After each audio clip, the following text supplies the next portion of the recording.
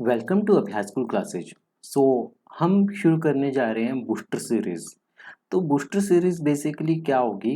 Booster series में basically आपके पास 2009 से लेके 2019 तक के प्रीवियस ईयर क्वेश्चन सॉल्व मिलेंगे आपको। ठीक है।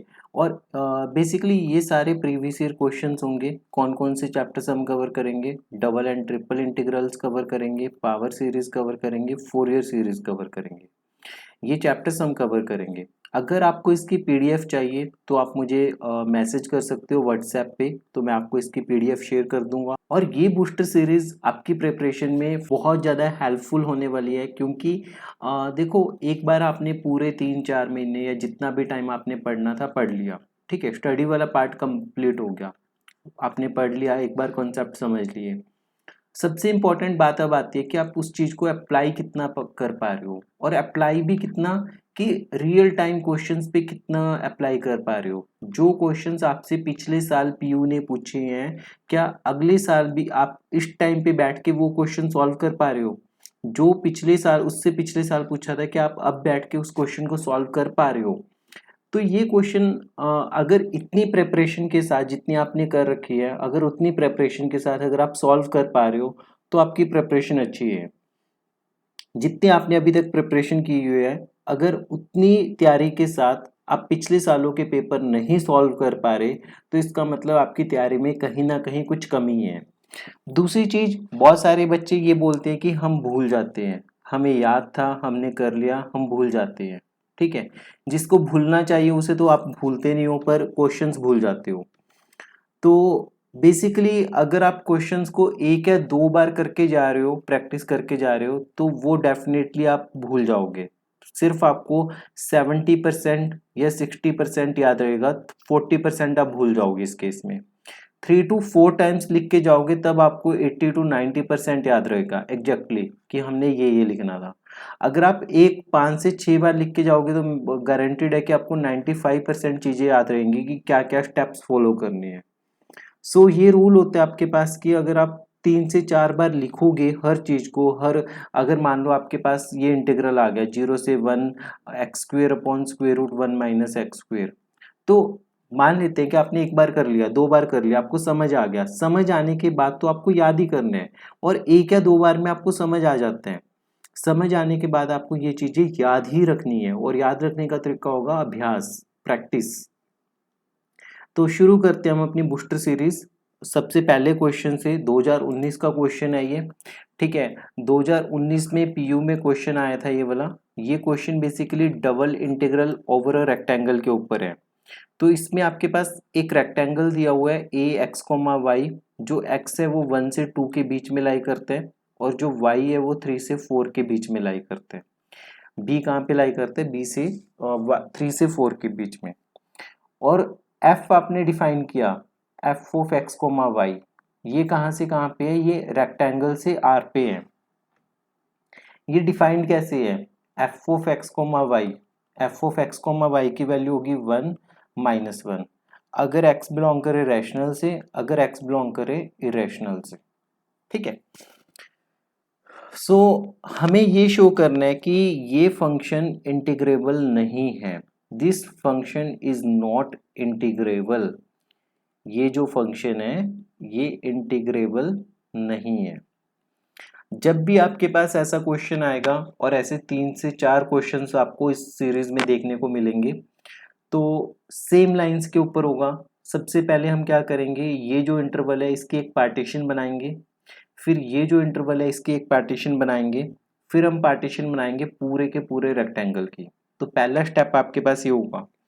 फिर हम इस फंक्शन का, जो आपने पार्टीशंस बनाई, ए की जो पार्टीशन बनाई, उस हर पार्टीशन के ऊपर हम फंक्शन की इन्फिमम वैल्यू और सुप्रीमम वैल्यू, मिनिमम और मैक्सिमम वैल्यू निकालेंगे, और फिर हम लोअर सम और अपर सम निकालेंगे। शुरू करते हैं। तो सबसे पहले मान लेते हैं कि P1, लेट सोल्यूशन वाला पार्ट आपका यहाँ से शुरू हो जाएगा। P1 = 1 = A0, A1, A2 up to AM = 2। ठीक है। बी द पार्टीशन ऑफ, ये क्या चीज है? ये पार्टीशन है। किसकी पार्टीशन है? ये 1, 2 की पार्टीशन है। ठीक है। और P2 आपके पास क्या चीज है, P2 आपके पास है से 3 equal to C0 comma C1 up to Cn equal to 4। ये आपके पास पार्टीशन है 3,4 की। ठीक है, देखो इसकी पार्टीशन बन गई, इसकी पार्टीशन बन गई। अब पूरे रेक्टेंगल की पार्टीशन क्या बनेगी, now P equal to, P में क्या होंगे आपके पास x comma y such that जो x है वो किसके बीच में लाई कर रहे हैं, एक्स आई माइनस वन से लेके एक्स आई के बीच में लाई कर रहे हैं। और जबकि y कहाँ पे लाई कर रहे हैं, वाई जे माइनस वन से लेके y लेस देन वाई जे। और i की वैल्यू कहाँ से कहाँ पे है, 1 से m तक, और j की वैल्यू 1 से n तक है। ये जो है ये पार्टीशन है किसकी, ये पार्टीशन है आपके पास पूरे के पूरे ए की, ए रेक्टेंगल की। अब देखो पहला स्टेप आपका यहाँ पे कंप्लीट हो जाएगा। सेकेंड स्टेप में हमने लिखना है एम आई जे की वैल्यू -1 होगी, क्योंकि हर रेक्टेंगल में आपको एक इरेशनल नंबर पक्का देखने को मिलेगा। और हर रेक्टेंगल में आपको मतलब कि हर छोटे से छोटे जो पार्टीशन है ना, तो उसमें आपको एक रैशनल नंबर भी देखने को मिलेगा, एक इरेशनल भी। और हर इरेशनल के ऊपर आपको -1 इसकी मिनिमम वैल्यू होगी और मैक्सिमम वैल्यू होगी +1। तो एम आई जे की वैल्यू होगी -1 और कैपिटल एम आई जे की वैल्यू होगी आपके पास +1। ठीक है, और आई जो वेरी कर रहे हैं वो 1 से लेके m तक वेरी कर रहे हैं। ठीक है, और जो j वेरी कर रहे हैं वो 1 से लेके n तक वेरी कर रहे हैं। ये सब चीजें मेंशन करोगे तो ज्यादा अच्छा इंप्रेशन पड़ेगा। ठीक है, मेंशन करनी भी चाहिए। और उसके बाद आपके पास एलपीएफ। एलपीएफ का मतलब क्या होगा कि लोअर सम है। ये लोअर सम किसका है, फंक्शन एफ का है, ओवर क्या, ओवर पार्टीशन पी। तो हम बात कर रहे हैं lower sum of function f over partition P. तो ये आपके पास क्या बनेगा, ये आपके पास बनेगा डबल समीशन, ठीक है, m i j into delta i j. I की वैल्यू ऑब्वियसली 1 से m, जे की वैल्यू 1 से n तक। तो ये बनेगा डबल समीशन एम आई जे की वैल्यू किसके बराबर आ गई, -1 इंटू डेल्टा आई जे। तो फिर से ये सारे समीशंस लिख लेना proper, -1 double summation delta i j. जो ये डबल समीशन होते हैं ये आपके पास बेसिकली एरिया होते हैं। एरिया किसका, रेक्टेंगल का। अब आपके पास रेक्टेंगल की देखो लेंथ कितनी है, 1 यूनिट है, लेंथ 1 यूनिट है ना, और ब्रेड्थ कितनी है, चौड़ाई कितनी है, इसकी भी 1 यूनिट है। तो इसका एरिया कितना आ जाएगा आपके पास, -1 इंटू 1, -1 इंटू 1, तो ये आ जाएगा -1। तो एलपीएफ की वैल्यू क्या निकल गई, -1। अब यूपीएफ की बात करते हैं। तो यूपीएफ का मतलब upper sum of function f over partition p, that is double summation. Double summation capital M i j delta i j. तो कैपिटल एम आई जे की वैल्यू तो हमने ये निकाली हुई है, तो इसकी वैल्यू पुट करेंगे, that is 1 into double summation delta i j. अब डेल्टा आई जे तो 1 है, तो इसका आंसर आ जाएगा 1 के बराबर।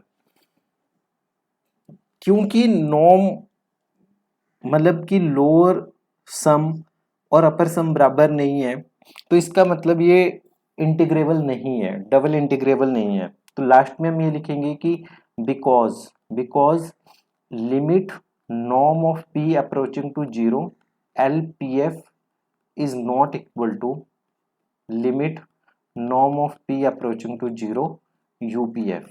क्योंकि ये इसके इक्वल नहीं है, तो इसका मतलब क्या हो जाएगा कि ये जो गिवन फंक्शन था आपके पास f जो था वो डबल इंटीग्रेबल नहीं है, डबल इंटीग्रेबल नहीं है।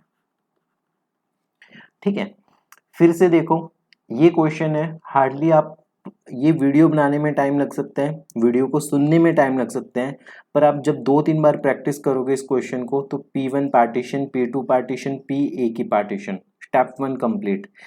M i J capital M i जे मतलब कि जो इन्फीमम वैल्यू है सुप्रीमम वैल्यू है वो निकाल दी। फिर एलपीएफ का फॉर्मूला, यूपीएफ का फॉर्मूला, स्मॉल एम आई जे की वैल्यू -1, इसकी वैल्यू +1, ये दोनों इक्वल नहीं हुए तो इसका मतलब कि डबल इंटीग्रेबल नहीं है। दैट्स इट, खत्म। इससे इजी क्वेश्चन आपको नहीं मिलेगा और ऐसे क्वेश्चंस को आपको छोड़ना भी नहीं है। और फर्स्ट क्वेश्चन का जो ए पार्ट होता है वो यही क्वेश्चन मिलेगा आपको पेपर में भी। मिलते हैं नेक्स्ट वीडियो में, तब तक पढ़ते रहिए, प्रैक्टिस करते रहिए। कमेंट बॉक्स में लिख के बताइए कि आपको ये वीडियो कैसी लगी।